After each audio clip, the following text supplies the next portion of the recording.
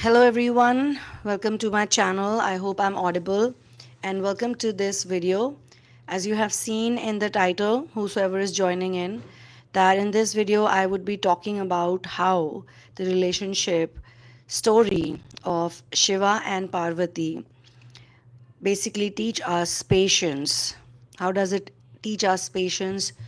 And when I say us, I mean twin flames, star seeds, light workers, all the people who are in ascension. Because relationship is something that we all experience in today's time and date, and we all face challenges because of it. And patience is something that's so important, I feel, because the inner work journey doesn't actually culminate so soon. So one has to have that resilience, tolerance, power, adjusting nature, lots of things. So point number one, I have written down some points. Number one point is the endurance of trials. So Shiva and Parvati faced many trials and many challenges on this journey. And if you know the story, then also, and if you don't know the story, then also I'll tell you that Parvati had to win Shiva's affection and love. Initially, it was actually Parvati who had to do a lot of hard work. She was very young when she fell in love with Shiva, and Shiva was obviously elder to her. Shiva was previously married to Sati, and Sati had died, and she was from a family where the father was very strict. And when she was about to die, her last words were that I will be born again to meet my Shiva, and I will choose a father who's not going to give me this type of upbringing, because the whole fiasco happened due to the father's huge ego. So they also faced parental narcissism, as we call in today's time and age. But obviously, the father was very egotistical and very materialistic. I think whatever people put in the bracket of narcissism, cold blooded, unhealthy, negative narcissism, is a result of huge amount of materialism and a big ego. So she faced those trials, and she gave those tests, and she was very determined and she was very devoted. She has a lot of patience if you read the whole story. And eventually, Shiva did approach her and proposed to her, asked her out, and turned out to be a beautiful relationship. And relationships are never easy, okay? Whether it is romantic, whether it is platonic, whatever types of relationships, they're not easy. Something or the other happens on and off. And I tell people that it's okay, you can have arguments, you can have negativity sometimes here and there, but at the end of the day you're going to go back to the same people. So I think Parvati had a lot of faith in the relationship, because imagine getting completely denied by someone you love so much, someone you have waited for so many years. And Parvati knew as a child, or even while growing up, that that was her reincarnation. She was Sati in the previous life, and now she's reborn as Parvati. But Shiva had no idea. So you can be Shiva, still you might not have recognized your divine counterpart. That is absolutely possible. The next point that I want to talk about is divine timing. Divine timing also requires a lot of patience, because Shiva and Parvati's union did not happen immediately. It took time. It was a very time consuming situation, and Parvati had to do very long penance. And also, at one time, Parvati was more like the mortal person, and Shiva was more like the ascended one. So she demonstrated a lot of patience, and she waited for the right time and the right conditions. And I think if you remember, I had also shared the story. At one time, she was completely detached with Shiva. She was only doing her penance, and she only wanted to ascend, because she didn't want the whole attachment and the chasing energy, as we call it in today's time and age. At that time, I'm sure it was called something else. So there was a feeling that she had, that I'm not with my Shiva, and she used to be sad because of that. And then Shiva rejected her, and then she went on to do her penance, and after that, she became completely detached. And when she was completely detached, that's the time when Shiva came to her, looking for her.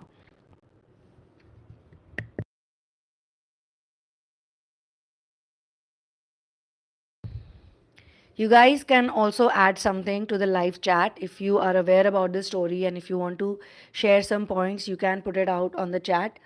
I have one message by Ting right now. If people are present, please tell me you guys are present. Please mark yourself present. And also, warm namaste and Jai Shri Ram to all of you people. The next point, the third point is both of them had opposite polar natures. I won't say actually nature, because core in the core they were both very loving, kind, but they had a very different personality, very different persona, and Shiva was a person who was, in his silence. He used to live alone. He was a hermit. He is a hermit. And Parvati came from the worldly world. Parvati was a princess actually. And I think why Shiva was a bit scared, or I think why he was not able to, recognize Parvati also, because Sati was also a princess.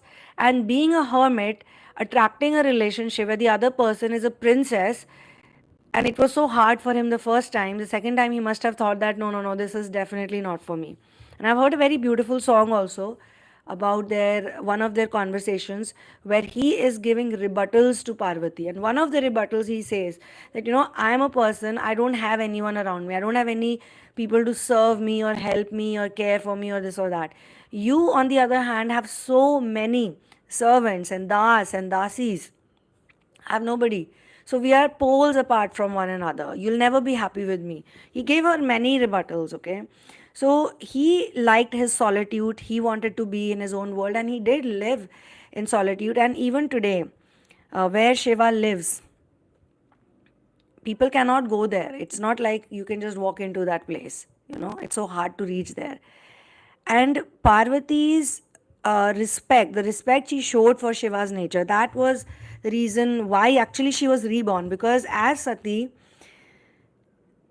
she also had to go through a lot, because the father was not accepting Shiva. He would make fun of Shiva. He would speak ill about Shiva. He was disrespecting Shiva in front of so many people.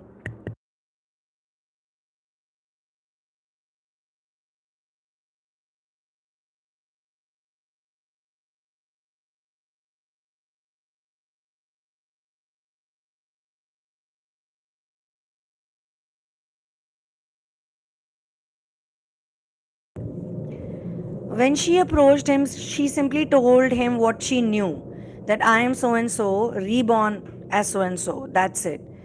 And Shiva was like, no. So she patiently pursued him with love, with devotion, and she understood. She understood his pain. She, I think, is the Shakti in this relationship.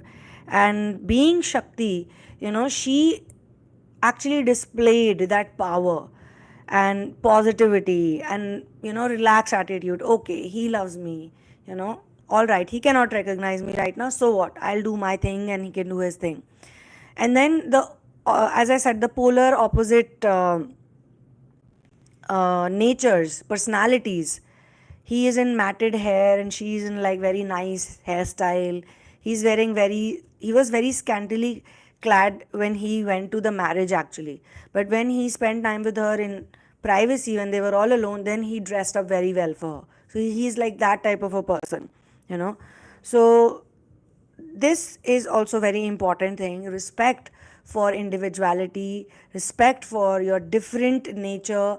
Most people actually are fighting with each other, or most people, whether it's a paternal relationship or not paternal, whether it is a platonic relationship or whether it's a romantic connection or it's friendship or whatever it is, people are fighting with each other, or they don't have the comfort level or the joy with each other, because they cannot accept the differences that they display. And I think this acceptance actually comes when you accept your own self fully. If you accept your own self fully, you're definitely going to accept other people also. And then that can be anyone. And you would also be okay and very smart in speaking the truth, because I'm talking about your relationship, your personal relationship. I'm not talking about the outsiders. Okay. So there is a comment which says, this interests me. I was watching a show last night with my son, and I was strongly struck by the fact that the town where action took place was called Patience. Wow. This is synchronicity, isn't it? Now, the next point is inner transformation. Now, Parvati actually went through a lot of transformation, which is why she was able to detach. She could recognize that part of her which wanted Shiva, which desired Shiva. And we all desire things when we are not like very sure about things. Like desire, it sounds like very nice. Oh, I have this desire. Oh, I have that desire. But when you're in a very Zen like state, or when you're in the Yoda state, you actually don't desire anything. You don't care, you know. What does it mean to expect myself? Can you please elaborate the statement, because I honestly did not understand this statement correctly. What does it mean to expect myself? Expect someone like you? Do you mean that? Please correct me. So, Parvati went through a lot of transformation. She cultivated these qualities like patience, perseverance, acceptance, self awareness, and most importantly, please understand this point, independence. She became a very independent person. She did not need anybody to complete her, and that's when it always clicks. When you don't need anyone to complete you, that's when you are so whole, complete, and divine that the other person can easily find space to fit into your aura or fit into your life, wherever, wherever it's required. So I used to think of my counterpart as Vishnu for many personal reasons. Later, during the times of great problems and destruction, I saw him as Shiva. Ended a year ago for bad behavior, but sorry to chat so much. I'm away from him, but he's in my heart and I pray for him. You don't have to be sorry for anything, my darling. This session is being done so that it can help you all and clear some doubts. If you have any doubts, please ask. Please raise these thoughts and doubts. It's okay. Oh, I said accept. I said accept, not accept. Did I say accept? I said accept. Maybe I don't know if you probably got confused due to my accent, but I meant to say accept. Accept. ACCEPT. So when you accept yourself, your own self fully, the way you are, the way source has created you, the way nature has created you. So there are two parts of you, actually two versions of you. One is body consciousness and the other is soul consciousness. When you think yourself or you perceive yourself to be only the body, then also you have to fully accept yourself. And this is the reason why so many people all over the world are having so many people all over the world, yes, are having problems in accepting their own gender also. And gender is also something which is given by nature. We don't have any control in it. You're a man or a woman, and that's how God has made you. Or if you're a born real transgender, okay, so you're born transgender, or you're male or female, that's God given thing to you. That's your gender, that's your body identity. Then we have soul consciousness, we have soul identity. So when we are into soul consciousness, we don't connect so much, or we don't attach so much, attach is the right word, with the body identity, with the physical identity, because that is where eventually you're going to go to, that is the upward movement. So these inner transformations take time. You have to be very patient. Everyone has to be very patient when their spiritual evolution is taking place. Okay. What is union? Union may be a physical thing for a lot of people, but you can also have an actual union, even when you don't have anyone in your life, any partner in your life, you can actually have a union. You can be in union. Yes, this is something which I have spoken about in, I think, in my Hindi channel, but I'm going to talk about it fully, in one of these videos, live sessions that I'm doing. So, inner transformation, you have to be very patient. I know some people, when they start their journey, the twin flame ascension journey, they want it to fulfill or culminate very fast. They want it all to heal in 6 months, 7 months, 1 year, 2 years, but it doesn't happen that fast because people have so many blocks, people have so many wounds, and these separations that happen, they are so volatile sometimes. They're so uh, it's like they're there, but it takes time to even reach to the separation. You have testing, you have crisis, you have runner chaser dynamic. Sometimes people get sick of the runner chaser dynamic also. This coming and going. One day you're nice, another day you're not nice. One week is very happy go lucky phase, and then the next week is all fights and arguments, and you don't know how to cope with it.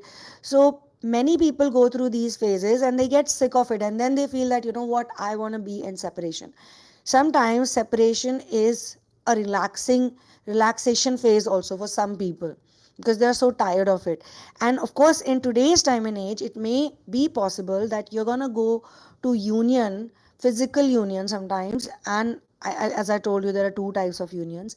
So even for physical union, the inner union has to take place first. And maybe for the inner union, you might have to have different relationships. You might start the twin flame journey thinking that so and so is your twin flame, but as the journey progresses, you might think that that person was simply a catalyst, that person was simply a false twin. And so you meet someone else, and then you feel, okay, this could be my twin flame. There's a phase for some people where they're totally confused if I've actually met the twin flame or not, or who is my twin flame. Those type of questions also people have asked me. And then comes the phase where you accept who is the real twin flame. Real twin flame is actually you. You are your own twin flame. Whatever you see in the outside is just trying to support you to find that connection. So there is a twin flame journey and there's a twin flame ascension. These are two different things.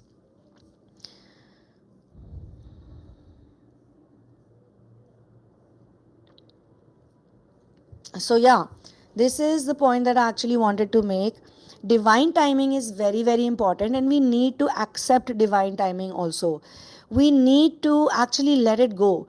The more we try to control things, we are actually letting the ego operate. So we got to let it go, and then we need to wait. Now there are two ways of waiting. One is when people are really frustrated and waiting, crying, cribbing, angrily waiting, unhappily waiting, so on and so forth.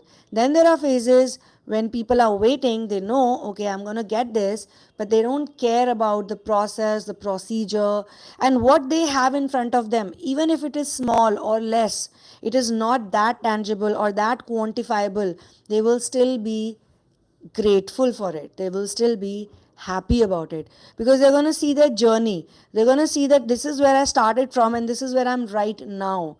And there is a growth in that. There's always a growth.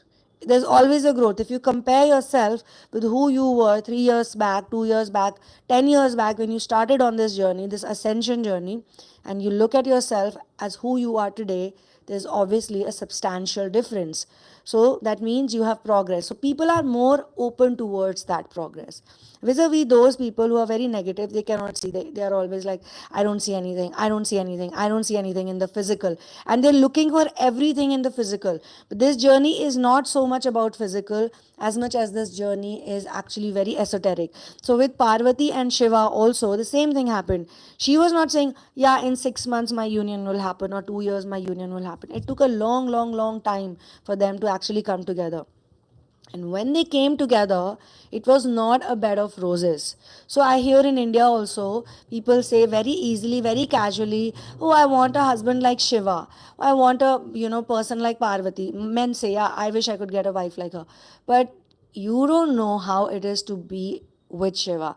It's not easy. And I'm not saying it in a negative, I'm saying it in a positive way. You gotta reach to that vibration. Shiva is vibrating very high, you know. And Parvati was always vibrating very high, but in the material plane. So both of them are opposite. Shiva was not that high in the material plane. And when Shiva and Parvati came together, there was a balance. Shiva also balanced because with Sati he was not able to raise a family. He was not able to cope up with a lot of things. But by the time he started living, got married with Parvati, he was like, okay, this works for me and this doesn't work for me. So he would go away for a long time to meditate, to be alone, and then he would come back, and then he would go again, then he would come back. So those things also took place in their life. So basically, overall, the relationship, the love story of Shiva and Parvati can teach twin flame, star seeds, people on ascension, a lot of importance of patience, endurance, respect, inner growth, acceptance, love, true love, unconditional love. And when we embody all of these qualities, then twin flames, I think, can navigate through the challenges in a much better way. I'm gonna read one more comment.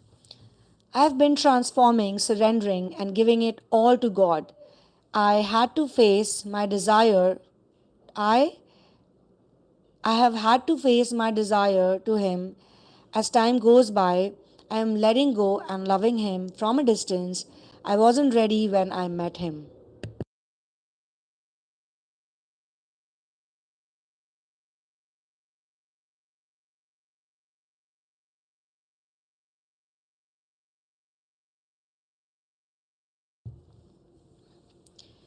Yes, I have talked about loving yourself fully, even your flaws. Love them, love your flawed side. So, when I say love your flawed side, I mean the past. In the past you had many flaws, and usually people have a problem in accepting those mistakes that they have made. Now this doesn't mean that you're going to be a person who says I don't want to change and there is bad behavior. That's not what I mean. I mean to say is that we all have flaws, we all have imperfections. If you look at yourself from a societal standpoint, then you might have a lot of imperfections. Even what society demands of you materialistically, you might have a lot of things which may not be, a match to what their expectation may be as of now. So you might have some flaws. Maybe in your family, your nose is not that sharp as other people. Or maybe in your family, your lips are not that full. I don't know what is the idea behind it. But there are so many ways that people say, oh, your color is not nice. Oh, your hair is not nice. Oh, this is not nice. That is not nice. And then it goes on to how much money you're making, how many possessions do you have materialistically, how good you are. And as you grow further and more mature, people come in your life more spiritually mature, then there are questions like how much inner work have I done? Look at those people, they're doing so well, but I'm not doing so well.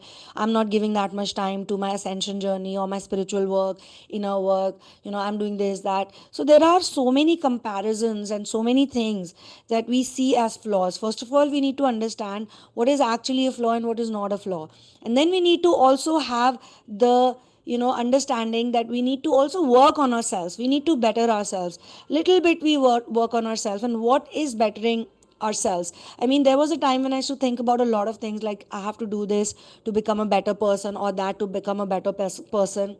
But as time has passed by, I have realized that in order to be a better person, a better human being, the most important thing that you need to do is surrender to source.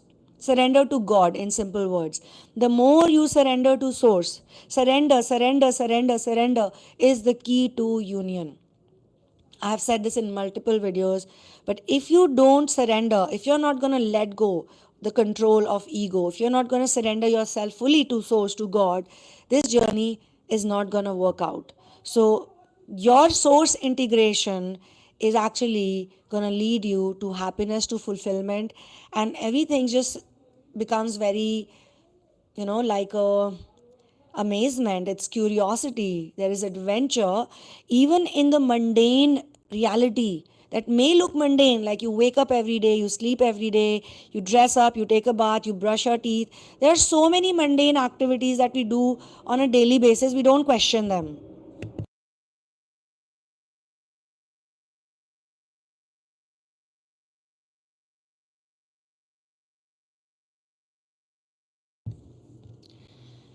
So, when we are in the mundane reality, that's when we can see the magic of life. And we don't have to question even what's mundane sometimes, because the mundane is teaching us so many lessons again on acceptance and surrender. Like, we don't know what's going to happen tomorrow. We can have a very, like, a normal day. You wake up, you do your things, you watch some TV. I mean, you watch YouTube. My mom calls it UTV. So you watch UTV, or you do some other work, you read a book, you go to work, maybe, you meet some friends and blah blah blah. You have a normal day. Now, there's no guarantee that the next day is also going to be like that. Or if you have a very adventurous lifestyle, maybe you're going to have a very simple, basic day. So we don't know. Even in the materialistic world, people are actually working so hard because they want to make this mundane reality that they have into something special, something big, like big life, live big, live this, live that. This is what people say.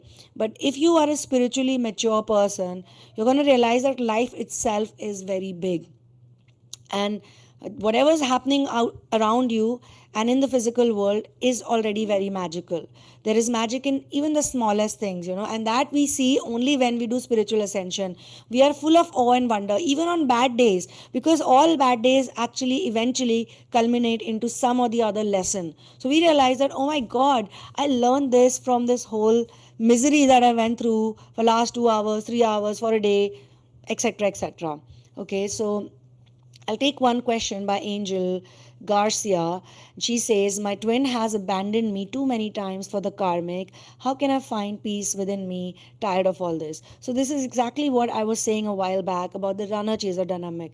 Many people actually get tired because of the runner chaser dynamic, and it's not just you. You maybe have a lot of patience, you because you want that person to be around you, but maybe the other person who's also trying to be with you is not able to cope up with it. So you are tired because they keep going back to the karmic, and they may be tired because they keep coming back to you, but it still doesn't work out. So you both don't know, what to do. So I think in your case, you can personally get into a karmic release therapy with me, which has 3 sessions. Or you can probably also, looking at your question, you can go through, you can work with me one on one and get into a narcissistic abuse release therapy. Because a lot of these problems that we face in relationships, in dealing with people, is happening because we all have those narcissistic abuse templates. It could be paternal and it could be maternal, but when we are not in sync with those relationships that we've had in childhood with our adults, with our parents, we're always going to end up attracting narcissistic partners. And it's just very heavy duty. And narcissistic partners can also become very nice, but the change has to happen within you. When you change, the world changes. But for that change, we need to work on ourselves, and we need to, as I said, do the right inner work. People are doing inner work, but nobody knows. Many people don't know actually what is the right type of inner work, and I'll cover that in some other video if you want to know what is the right inner work. Okay, so you can find peace in all of this by letting it go, because you have tried many times already, it hasn't worked out. So maybe you need to surrender now to God's will. Not maybe, you actually need to surrender to God's will. If he has chosen the karmic, karmic will always give lessons. Karmics are there in people's life to give them lessons, karmic lessons. Okay, so this is where I'm going to close this session. Thank you so much for being here. I'm going to talk about Shiva Parvati's relationship in one more video. Maybe after a while I'll do that live session. So stick around, and if you're here, you've subscribed to the channel, thank you so much. And I really appreciate you all. And a double thank you to all those people who are doing inner work and who are always full of smiles no matter how many challenges they faced in life. I love you so much. One love, peace out. One love, peace out, and victory to Ram. See you in the next video. Bye.